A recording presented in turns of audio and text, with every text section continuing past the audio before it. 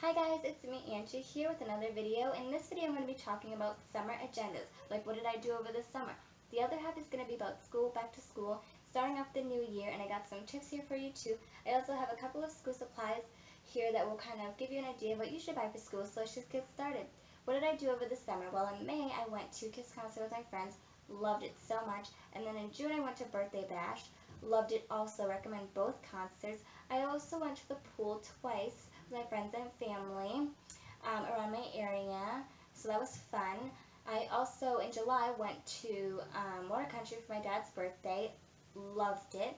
I also hung out with my friends a lot. We went to the mall, we hung at each other's houses, we went to a restaurant called The Restaurant, and my friend drove us around places that we wanted to go, so that was fun.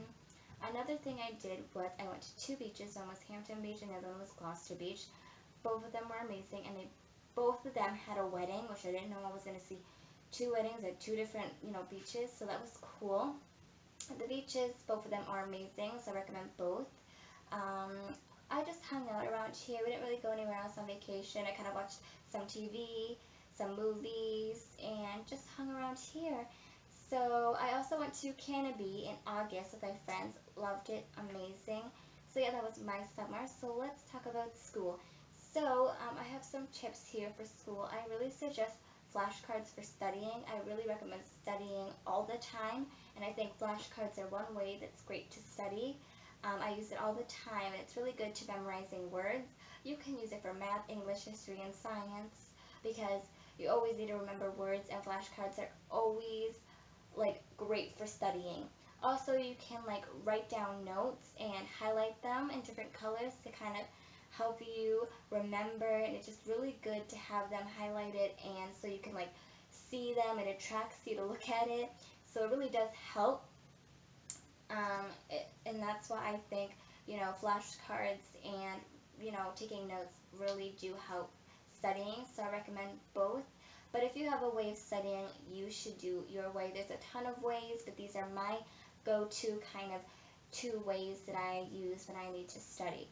So yeah, so I have some things here, school supplies that I think will kind of help you out, and just some ideas to give you guys ideas of what you should buy. So here I have big pencils, extra strong, break resistant, lead, perfect for students. This has 10, and they're great for Scantron sheets and standardized tests. So these are great. They're number 2 pencils. They're amazing, and I like that they're all different colors, so I do recommend those. I also recommend Papermate pens. It comes with 5 blue, 5 black, so in total 10, and these are what they look like, and they're great for also color coding when you are taking notes, because you can write some words with black, some of them with blue, and then have them all different colors to kind of help you out when you want to study later on. And they're really good with writing. They write really smooth and great. So these are really good. I recommend these two. Something else I think you should need is flashcards. Once again, these are neon colors, and they come with 100. These are totally great. I use them all the time, and I just really recommend index cards to help you study. So yeah. Also, you should get some notebooks. I have yellow and green. They are one subject, 70 sheets, wide ruled. These are great for taking notes once again, and you can get the college ruled, get the notebooks that come with more sheets, but these are great for taking notes. They're really great. So I recommend getting 3 or 4, or just how much you need for school. So yeah. Also, you can get a composition book. I use this for journals, because I know English you need a notebook and also a journal kind of book. So you can use a notebook or a composition book. I say a composition book is better because it kind of looks like a journal, and this is the wide rules, but once again you can use any type of composition book. It can have a ton of papers in it, doesn't matter, but you can use notebook or a composition book. Also, I recommend a binder. This is really good for all your classes. I recommend having different binders for each class, because this really does help.